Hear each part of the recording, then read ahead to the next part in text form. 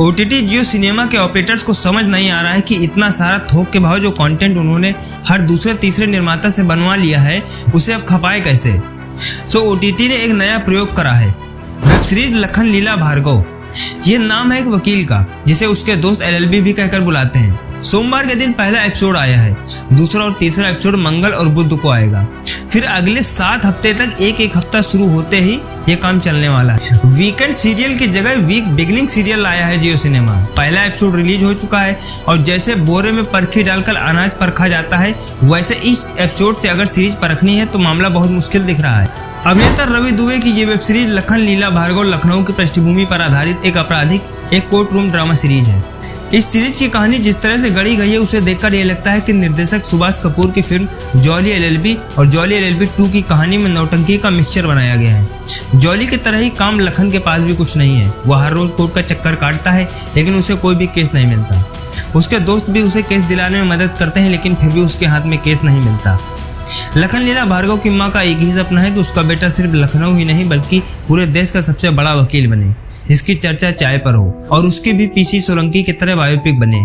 इस सीरीज में रवि दुबे की एंट्री भी अजीबोगरीब दिखाई गई है। कोर्ट परिसर में जब भार्गव की एंट्री होती है, न्याय के रक्षक, अन्याय के भक्षक, वकालत के हेडमास्टर, कृष्ण के लिए बलराम, कंस के लिए कृष्ण, चेहरे पर रखते मुस्कान, कानून के लिए नमन, जो भी करता है 1-2 का 4, 4-2 का 1, उसके लिए LLB और मित्रों के लिए मायने में लखन जैसे डायलॉग्स के साथ होती है तो राम लखन के अनिल कपूर याद आ जाते हैं।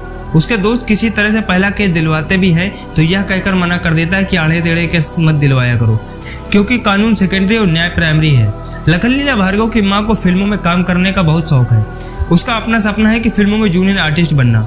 उसका सपना तभी पूरा होगा जब उसका बेटा बड़ा वकील बनेगा और उसकी बायोपिक बनेगी। इसलिए वो अपने बेटे को बार बार धमकी देते हैं कि अगर वह कामयाब वकील नहीं बनेगा तो वो आत्महत्या कर लेगी। किसी तरह से लखन लीला भार्गव के दोस्त प्रीति आचार्य का केस दिलवाते हैं। खुशी से केस लड़ने के लिए लखन अपने घर से निकलता है और कोर्ट रूम पहुंचने के बाद पता चलता है कि प्रीति आचार्य ने नीरज सांडिल को अपना वकील रख लिया है। एक बार फिर लखन को निराशा ही हाथ लगती है और डेली सोप की तरह पहला एपिसोड एक टर्न और ट्विस्ट के साथ खत्म हो जाता है।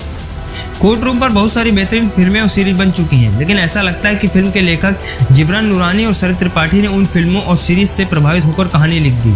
लेकिन अगर वह कोर्ट परिसर और कोर्ट रूम में जाकर वहां का माहौल देखकर आए होते तो निश्चित रूप से एक अच्छी कहानी बनाने में सफल होते। इस सीरीज में कोर्ट परिसर और कोर्ट रूम में जिस तरह के सीन लिखे हैं वैसा तो कहीं नहीं होता है। रवि दुबे ने सीरीज में अच्छा काम किया है, लेकिन उन्हें इस बात का ख्याल रखना चाहिए था कि कहां पर डायलॉग में ठहराव लाना है और कहां हाईवे की तरह रेस लगानी है। पहले एपिसोड में ही राइटिंग और डायरेक्टिंग सब एवरेज ही नजर आ रहा है। 3 निर्माताओं की इसमें मेहनत और रकम दोनों लगी दिख रही है। बस अगर कुछ नहीं दिख रहा है तो वह है एक ढंग की कहानी। रवि दुबे के अलावा सारे कलाकार डेली सोप की तरह ओवर एक्टिंग करते नजर आ रहे हैं। कैमरा भी ठीक है, डेली सोप की तरह ही चल रहा है। लगता तो यही है कि यह टीवी सीरियल को वेब सीरीज में बदल कर प्रसारित कर दिया गया है। आप इस पर क्या राय, अपनी राय कमेंट में जरूर बताइएगा। वीडियो पसंद आए तो लाइक और चैनल को सब्सक्राइब जरूर कीजिएगा। मिलते हैं अगले वीडियो में।